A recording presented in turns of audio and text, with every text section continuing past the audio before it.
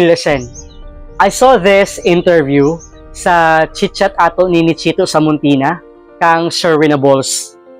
To give you a quick background, kani si Sherwin, isa rin siya ka TikTokers na gina-share iyahang life story kung unsa sila kapobrehon nga nagdako uban ng iyahang pamilya sa bukid kay blaan man ni siya. Naay gipangutana sa iya si Chito sa Muntina nga ang iyang tubag mintatak gyud sa ako mao ang unsa imong timailhan na miasenso na ka. Sa kadaghan niyag pwede itubag.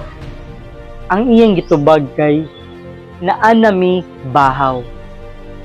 Imagine, ang uban miyembro sa pamilya magyaw-yaw kung bahaw ang pagkaon without them realizing na naay uban walay gikaon bisan bahaw, or ang uban gani walay mabilin nga bahaw kay igo ra jud og sakto ra jud ang pagkaon.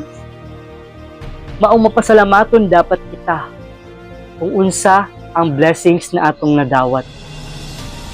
It's not about how big or huge the blessings is. It's how you appreciate even the smallest things you receive. Tara kape?